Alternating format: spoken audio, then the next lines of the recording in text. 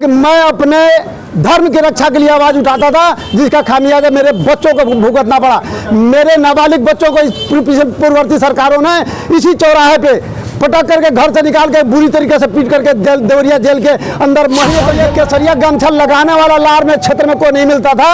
मैं 20 वर्षों से केसरिया वस्त्र धारण करके इस लार में घूमता हूँ और अब तो बहुरूपिया घूम रहे हैं।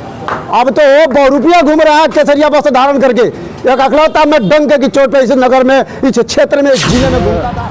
और हमको इस लाट समझा हो रहा है, इसके लिए आपका बहुत तो क्या कुछ कहना चाहिएगा? चुनाव काफी नजदीक है, पार्टी को टिकट पे बदलाव करना चाहिए कि या उसी कैंडिडेट को फिर से लाना चाहिए? 5 साल का जो कार्य रहा है उसको आधार मान नहीं, पार्टी जो है टिकट बदलाव करेगी। अभी तो वो पिछला सीट होने को वजह से, चूँकि वो मजबूरी में पार्टी ने दिया था और इस बार सीट जनरल होने जा रही है और पार्टी जो है टिकट चेंज करेगी। और सरकार तो बहुत तरह की योजनाएं चला रही है आम जनता के लिए, नगर पंचायत हो, चाहे नगर परिषद हो, चाहे गांव हो। तो क्या लग रहा है कि इस पंचायत के, नगर पंचायत के जनता को सुविधा मिला कि नहीं मिला सरकार की योजनाओं का? देखिए, सरकार की योजनाओं का एक यहाँ पे पूर्ण रूप से देखा तो आवास महत्वपूर्ण योजना रही है यहाँ पे, जो कि लोगों को मिली है।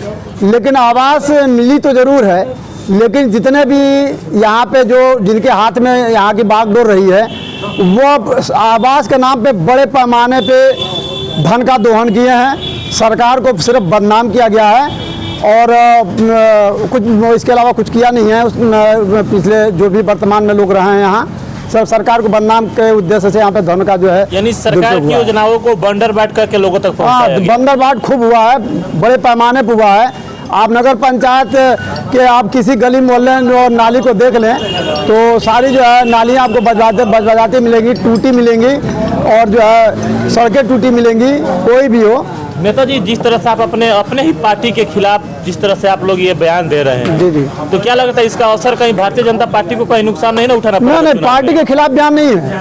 पार्टी को कुछ लोग बदनाम कर रहे हैं। सरकार तो अपना भरपूर योजना दे रही है, गरीबों के लिए, मजदूरों के लिए, किसानों के लिए, हर वर्ग के लिए सरकार अच्छे से अच्छे योजना लाई है और पहुंचाने का प्रयास किया जा रहा है। लेकिन इसमें जो कुछ गलत मानसिकता के लोग हैं, जो उसको बंदर बाट कर लूटने का प्रयास कर रहे हैं, वह सरकार को बदनाम कर रहा है। सरकार तो अपना काम कर ही रही है अच्छे तरीके से। तो क्या लग रहा है कि बहुत सारे दावेदार हैं भारतीय जनता पार्टी की ओर से इस चुनाव में, तो उन दावेदारों के बीच में यहाँ अरुण कुमार सिंह को ही टिकट क्यों दिया जाए? देखिए, क्यों दिया जाए यह तो पार्टी तय करी कि मुझे टिकट क्यों दिया जाए।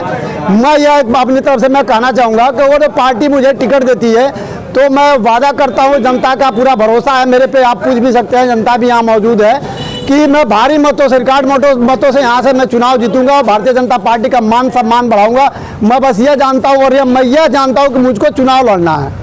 मैं सिर्फ एक लाइन में यह मैं कहना हूँ कि मुझे चुनाव लड़ना है, हर हाल में चुनाव लड़ना है और मुझे जीत के लिए चुनाव लड़ना, मुझे जीतना है। 24 का चुनाव नजदीक है लोकसभा का जी, उसी को आधार मानकर सारी पार्टियां अपने अपने उम्मीदवार को उतारेगी। बिल्कुल। तो क्या लगता है भारतीय जनता पार्टी कहीं टिकट में चूक की तो उसका बड़ा नुकसान उठाना पड़ सकता है? भारतीय जनता पार्टी भाई बड़े लोगों की बात है, मैं उस पर कोई टिकट टिप्पणी नहीं कर सकता हूँ।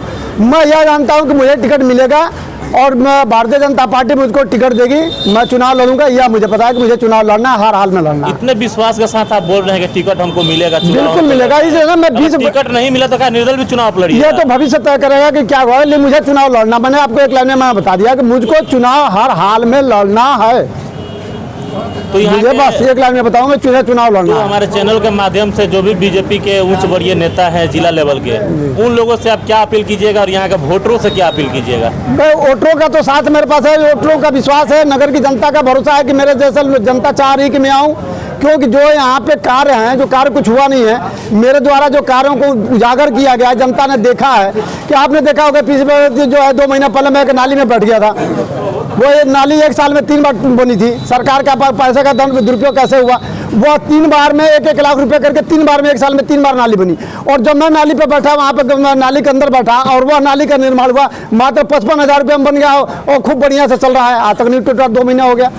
और कहाँ 1 लाख की नाली बनती थी, साल में 3 बार टूटता। देखिए 2016 में जब लार जल रहा था, लार पूरा क्षेत्र जल रहा था, आज तो अनेकों दावेदार हो गए हैं भारतीय जनता पार्टी के लिए।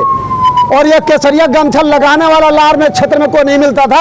मैं 20 वर्षों से केसरिया वस्त्र धारण करके इस लार में घूमता हूँ और अब तो बहुरूपिया घूम रहे हैं। अब तो वो बहुरूपिया घूम रहा है केसरिया वस्त्र धारण करके।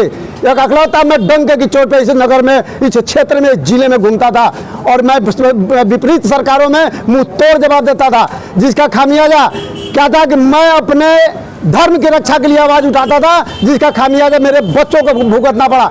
मेरे नाबालिग बच्चों को इस पूर्ववर्ती सरकारों ने इसी चौराहे पे पटक करके घर से निकाल के बुरी तरीके से पीट करके देवरिया जेल के अंदर महीनों तक जेल में रखा, पूर्ववर्ती सरकारों ने रखा।